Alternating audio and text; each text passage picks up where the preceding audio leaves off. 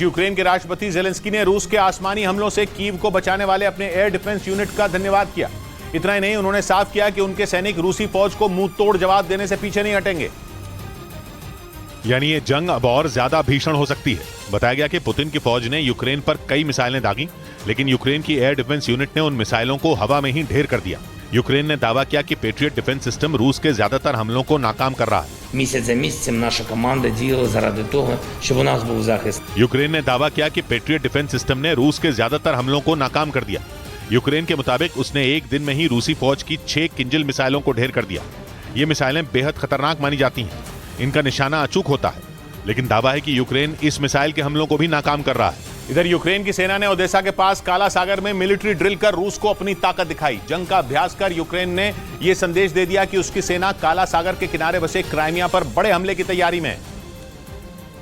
क्योंकि पिछले कई महीने से जेलेंस्की की फौज क्राइमिया को पुतिन से छीनने की फिराक में जुटी है। इसके लिए वो लगातार क्राइमिया के अलग अलग शहरों को ड्रोन से निशाना भी बना रही है। और अब यूक्रेन ने ओडेसा के पास काला सागर में जंग का अभ्यास कर अपने इरादे साफ कर दिए। इस मिलिट्री ड्रिल का एक वीडियो भी जारी किया गया, जिसमें यूक्रेन का एक जंगी जहाज समंदर में तेजी से आगे बढ़ता दिखा।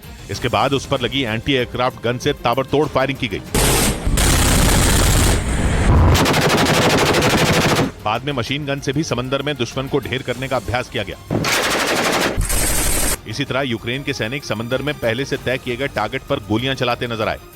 उधर अमेरिकी अखबार न्यूज़वीक ने दावा किया कि पुतिन ने रूसी सेना के बड़े अधिकारियों के नौकरी छोड़ने पर पाबंदी लगा दी। मतलब यह कि रूस की सेना में मौजूद अधिकारी अब अपनी मर्जी से नौकरी तक नहीं छोड़ सकते। क्योंकि पश्चिमी मीडिया का दावा है कि यूक्रेन पर हमला करने के बाद रूसी सेना के कई बड़े अधिकारी अपने पद से इस्तीफा देना चाहते थे। हालांकि उस दौरान किसी तरह से सेना के अफसरों को मना लिया गया था। लेकिन अब अमेरिकी अखबार न्यूज़वीक का दावा है कि जंग लंबी खिंचने की वजह से रूसी सेना के अधिकारी थक चुके हैं और वो युद्ध से बचने के लिए सेना की नौकरी छोड़ना चाहते हैं। इसीलिए पुतिन ने सेना के बड़े अधिकारियों के इस्तीफा देने पर पाबंदी लगा दी। क्योंकि पुतिन को इस बात का डर सताने लगा है कि अगर एक साथ बड़े अधिकारियों ने इस्तीफा दे दिया तो उनकी सेना में विद्रोह हो जाएगा, जिससे पुतिन के सामने यूक्रेन जंग हारने का खतरा मंडराने लगेगा।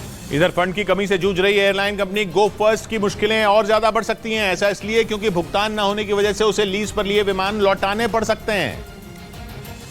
और अगर ऐसा हुआ तो गो फर्स्ट एयरलाइन की मुश्किलें काफी बढ़ जाएंगी। असल में एक विमान कंपनी ने दिल्ली हाईकोर्ट में याचिका दायर की है, जिसमें भुगतान न मिलने पर लीज पर दिए गए विमानों की वापसी की मांग की गई। इस समय गो फर्स्ट एयरलाइंस फंड की कमी से जूझ रही है। हालात ऐसे हैं कि विमानों को उड़ाने तक का खर्चा पूरा नहीं हो पा रहा।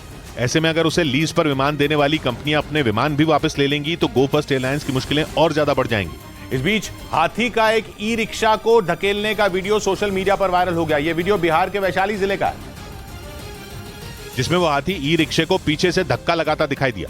सामने आए वीडियो में ई रिक्शे को एक आदमी धकेलने की कोशिश करता नजर आया। उसने ई रिक्शा को कच्चे रास्ते पर थोड़ी देर तक धकेला, लेकिन रेत ज्यादा होने की वजह से वो उसे बाहर नहीं निकाल पाया। जिसके बाद पीछे से आ रहे उस हाथी से मदद ली गई।